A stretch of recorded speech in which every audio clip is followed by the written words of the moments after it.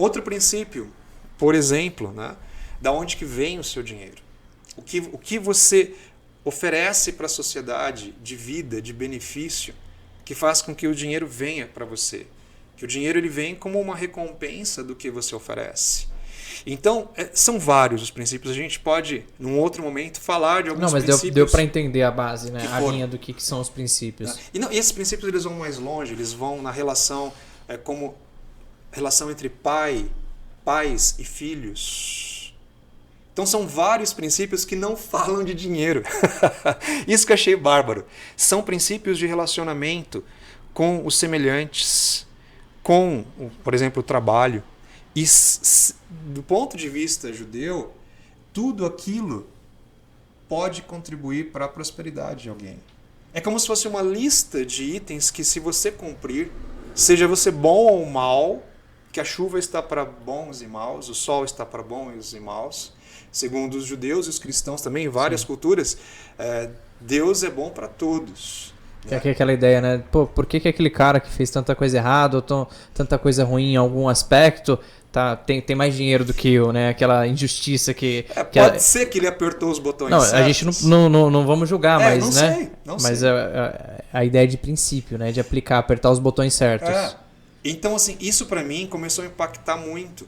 Eu comecei a rever meus clientes, comecei a rever como... Primeiro eu comecei a rever a mim mesmo. Como é que eu dou minha aula? Será que eu valorizo o que eu tenho? Estou falando só de um princípio. Será que eu valorizo o que eu tenho? Os lugares por onde eu passo? Os meus alunos? A maneira como eu preparo uma prova? Como eu explico? Né? Quando eu dou uma consultoria, o que eu estou gerando para aquele cliente? Aquele cliente gera o que para a sociedade? Por esse serviço, o produto ele recebe o pagamento dele e paga os meus honorários. Então eu comecei a repensar tudo. A minha relação com a minha família, a minha relação com o meu trabalho, e por princípios que são milenares. Então, quando eu comecei a colocar tudo isso em prática, Danilo, houve uma mudança muito grande, principalmente de propósito. Eu sabia que quando eu dava uma aula, falava algo para alguém, aquilo tinha consequências, né? Tinha consequências e eu poderia contribuir para o bem daquela pessoa. E isso mudou a perspectiva. Então foi um marco. Eu acabei recusando trabalhos, recusando locais para trabalhar, até situações que me dariam bons recursos financeiros. Por quê? Porque não estavam de acordo com aqueles princípios. Walter, você se tornou um judeu, um religioso? Não. Mas colocar em prática esses princípios foram uma revolução. E o que mais eu fiquei assim, cismado, algumas correntes acreditam que esses princípios, que vários deles estão ali nos escritos antigos da Bíblia, eles não são culturais. Eles são como leis da física, química, biologia. Eles funcionam. Por exemplo, se uma pessoa muito boa colocar a mão no fogo, o que vai acontecer? Vai queimar. Não, mas ela é boa, Danilo. Como que vai queimar? Não, vai então, queimar. Se uma pessoa muito ruim colocar a mão no fogo, vai queimar. Se um assassino colocar a mão no fogo, ou uma pessoa super devota colocar a mão no fogo, vai queimar. Então tem alguns princípios que eles independem. Eles são princípios da natureza.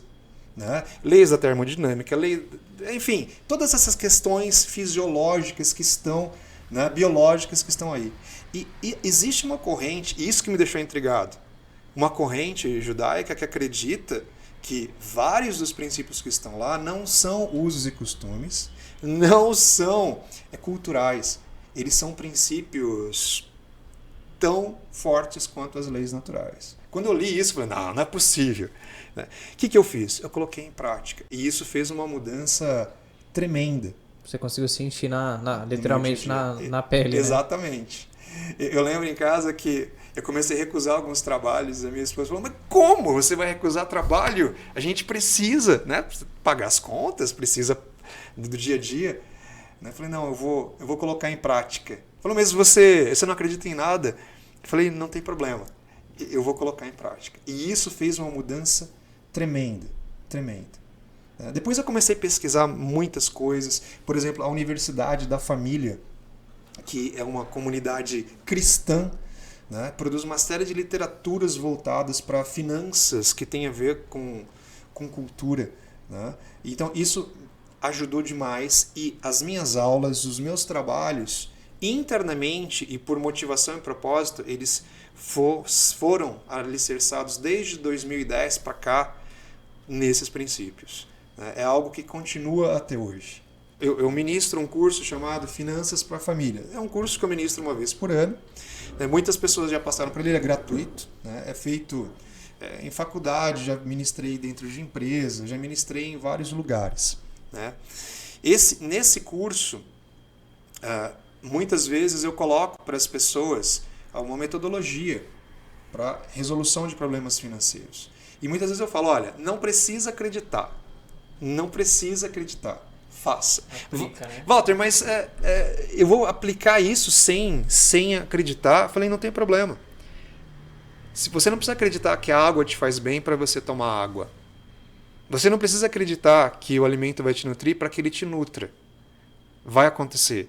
Então, esses princípios, o conjunto deles, que a gente falou aqui, basicamente, né, o que eu tenho, né, valorizar o que você tem, eles é como se tivessem vida neles mesmos. É como se eles fossem vivos. E o que é mais maluco? Eles acreditam que vários desses princípios foram dados pelo próprio Deus, né? Então isso é algo fascinante, no mínimo fascinante e intrigante. Então eu sempre falo para as pessoas, você não acredita? Tá bom, não precisa acreditar. Mas siga essas instruções. Daqui a 3 meses a gente conversa. Mas segue.